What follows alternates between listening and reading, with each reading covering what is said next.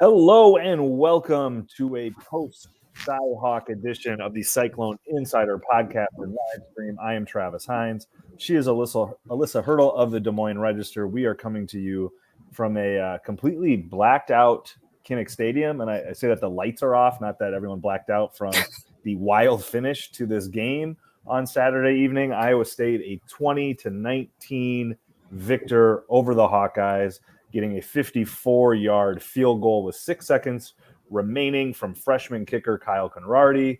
An absolutely crazy game, Alyssa, that it felt like Iowa was going to blow out Iowa State.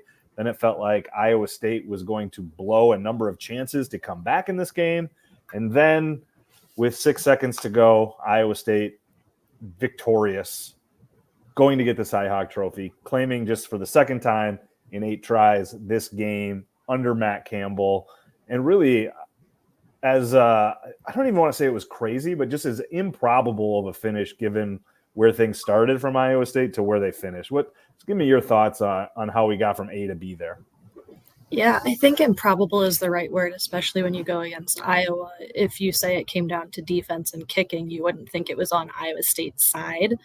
I think the defense especially kind of flipped a switch at the end of the first half, continued that into the second, and carrying that momentum, Iowa State's offense was kind of able to catch up and obviously put 20 points on the board to Iowa's 6 in the second half. Yeah, let's start at that last drive of the game for Iowa State, and then we'll go back to the beginning because I do think the whole day leads to a lot to discuss. But Iowa State takes they had I think 4-5 possessions in the fourth quarter with a chance to take the lead. Came up empty on all of them until that last drive. They hit Jalen Knoll on a beautiful little route between the corner and the safety to pick up 30 plus that gets them into field goal range. Then Campbell goes out to Conrarty, who missed a 41-yarder earlier in the game, made a 46-yarder earlier in the fourth quarter, but from 54 yards on the road in this building, freshman kicker who'd already missed a kick. Like, man, what a spot to be in. And I think Iowa State with 9 seconds left, they had no timeouts, so I think they made the right choice in going to kick it. Obviously, it worked out. But like you could have, if you're Campbell in your head, you could be like, man, I need to squeeze out 5 more yards here for this kicker. But instead of doing that, he turned the keys over to Conrarty, and he was nails. Like the kid just absolutely drilled that kick, both in terms of distance and accuracy. And, really, like, is that dude ever going to buy a meal in Ames again? I would think not. Yeah, I think it shows a lot of the confidence that Campbell's been talking about, letting kids just kind of make mistakes, learn from them, and get better. He has the whole mantra of growing each week, and I think he let Kyle do that in a game. I mean, it's really hard if you miss 41 yards to have confidence in your kicker to make the game-winning shot, and I think just letting him have that moment not only gives him confidence in this one, but moving forward too. Let's go back to the beginning of the game because it just underscores of how improbable that finish was. Like Iowa State literally could not snap the football. Jared Hufford got called for 2 different penalties for an illegal snap because he could not properly snap the football. That's what kind of hole Iowa State started off in here at Kinnick. And Kinnick was loud and loud. Like, I'm guessing most people watching this have not been in the press box at Kinnick. It is like hermetically sealed. You can't hear much from outside. Like, they had a flyover with a helicopter before the game. I didn't hear the thwop, thwop, thwop, thwop or anything like that. Like, it is, you can't hear much. But especially early when Iowa State was backed up to its own goal line, you could hear that north end zone. It was loud and it was rowdy. I talked to an Iowa State staffer after the game, and he said all the stuff that we did to simulate crowd noise, and Iowa State went all out. He was like, it didn't even come close to what it actually was. And Iowa State looked like it. They looked rattled. The Hufford penalties weren't the only ones. They had a number of pre-snap penalties. Rocco Beck throws an early interception. Iowa State looked bad to start this game. It looked overwhelmed, and it looked unprepared, and it looked like the team that we saw lose 6 of 7 of this game, that lost to Ohio in September, just not ready for the big time in the first month of the season. It was a rough start for Iowa State. Yeah, I was expecting kind of some jitters to start things out. I wasn't expecting, an experienced lineman to have snap infractions. I wasn't expecting kind of to let them start on the 1 yard line instead of trying to field a punt. There were a lot of things that were kind of head scratchers that I think I was like, this is going to be the start of the end for them. And each time afterwards, especially in the second half, they seemed to recover. But the first few drives really made it seem like this game was going to be a lot worse than it was. Yeah, and stop me if you've heard this before, but the Iowa State defense saved the day, and they saved it in the first half. I mean, they were really good in the second half, but the game is not lost in the first half when Iowa State's able to get 2 goal line stands. Twice Iowa has the ball, first and goal, I think at the 5 and the 3 in the second quarter. Both times have to settle for field goals. After, I think, especially on that first drive, getting a little too cute near the goal line. And I think you wrote about it, but like to me, Conradi's kick is the thing that everyone will remember from this game. Even Knowles' catch to set it up will be remembered. But they allowed all that to happen by forcing Iowa to kick those field goals. Because if that's 14 points instead of 6, I don't think Iowa State wins this game. Yeah, when I was kind of looking through the plays again to put that together, I think the reason that none of those stand out is because it was a different player doing something impactful every time. I mean, Bo Freeler is obviously really impactful in those red zone stops, but you look at the tackles and you have Cam Smith out there, you have Dominique Orange making tackles. I mean, you have the entire defensive line stepping up and going up against a pretty impressive O-line and run game from Iowa in this one. So I think, the defense stands out to me because you can say something was a team effort, but Iowa State really showed a team effort tonight, especially on those stops from 5 and 3. Yeah, and the defense, like Miles Purchase laughed at himself when he was talking to us in the press conference after the game saying, bend but don't break. He said, I just said that 3 times. But that's what Iowa State did. I mean, they got hurt badly by that Iowa running game time and again. I'm going to pull up the stats here, but what did they ended up going for? Iowa rushed for 204 yards. Johnson had 187 on 25, averaged 7.5 a carry.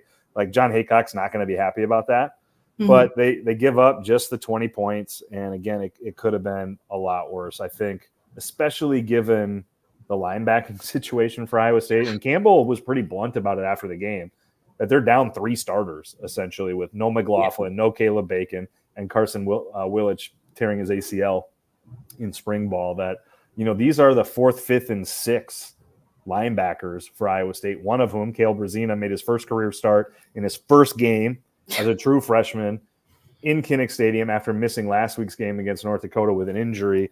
Like, an incredibly difficult spot for that kid. And, like, that dude is also the one with the green dot on his helmet, getting all the plays in from John Haycock, relaying them to the defense. And again, this is the first time he's taken a snap in college. So it bodes very well for this Iowa State defense, what they were able to do. Now, I will say, like, Iowa's offense outside of that running game was pretty rough. Like some of their play call, like Cade McNamara had a really, really difficult game. Like the interception he threw to Darian Porter was one of the worst throws that you'll see. And I've seen Brock Purdy do some wild stuff in Iowa State games, but I don't know that, like, McNamara's was up there, like, off one foot, falling away across his body, across the field to Porter. And that really energized the Iowa State sideline, and I think the entire team. So huge for them. Be interesting to see what Iowa State does with a week off. Maybe get a guy or 2 back, maybe on that offensive line that was injured. But I think, Iowa State's got to be flying pretty high right now after this game. Yeah, I think it's definitely a big moment. I think as long as Iowa State takes it into the bye week as learning lessons, because obviously a win's a win, but there were a lot of things to critique in this one. So it's kind of like that turn it around tomorrow mentality. And I thought Rocco Becht had a nice game. Like I think the interception, he was pressing, and I think they got him to settle down a little bit. And when you had, like, Jaden Higgins's touchdown in this end zone where he just ripped the ball away from a defender was just as good as Jalen Knowles' catch to start the game last week. Knowles' ability to get open in that coverage, in that zone coverage, was incredible.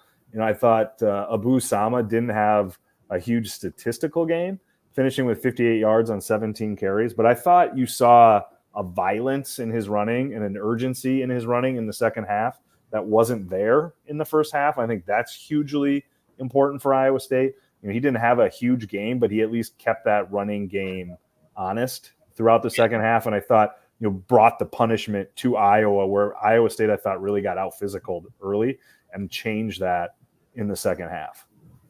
Yeah, I agree with what you said about Sama. I liked the sort of consistency I saw in some of his runs, maybe not the number of runs or the stats he was getting, but there was a lot of aggression after contact where he wanted to keep going. He wanted to keep driving.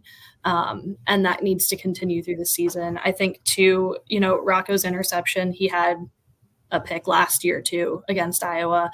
I think it's really, interceptions aren't nice, but it's nice to see the way he bounces back from those and doesn't let it kind of impact his game going forward. A lot of quarterbacks, especially in a game like this, in an environment like this, could get pretty rattled. And I think it says a lot that he's able to keep a level head and finish the game with a pretty impressive stat line. Iowa State now 2-0 heading into the first of 2 bye weeks this season. They get Arkansas State on the other side before I believe Baylor to begin Big 12 play. When I was picking the season out, I picked Iowa State to win 9 games, and I had this as a loss. I'm not guaranteeing 10 wins for them this year. Certainly that first half was like rough, where it was like, man, maybe 6 might be hard. But I do think this opens up a lot of possibilities for Iowa State to win this game with the schedule that it has, both with Arkansas State and what I think is probably not a great Big 12. We saw Oklahoma State struggle today. We saw Kansas State struggle today. Last I checked, Baylor was getting absolutely run by Utah. There's just a lot of possibility. I don't think this changes my conception of Iowa State as I don't want to say fringe Big 12 contender, but I'd say like a tier 2, probably Big 12 contender. But this sets them up really well, and it just I think it turns the temperature down on the pressure to win this game because it's been so fleeting under Campbell. Obviously, Campbell's under zero job pressure. I didn't mean that, but just that this game lingers over them as a thing that they just have not been able to consistently do and win. And to get a win like this, I got to think if they can get healthy and then they can stay healthy, it's going to feel like a springboard. Yeah, I think that's the biggest thing for me as I look at this Iowa State team and how they've managed to stay in games like this or come back in games like this despite all the injury issues. I think the Cyclones are going to start looking like a different team with experience and then getting some of those healthy guys or those guys back healthy. She's Alyssa Hertel. I'm Travis Hines. This has been the Cyclone Insider podcast and live stream from the Des Moines Register. Thanks for listening. Thanks for watching. Be sure to check out DesMoinesRegister.com, not only for what Alyssa and I wrote tonight, but also our colleagues Chad Lysico and Tyler Tashman from the Iowa perspective. There will be an incredible amount of Cyhawk content on DesMoinesRegister.com, both tonight and throughout tomorrow. Again, thanks for listening. Thanks for watching. We'll catch you next time.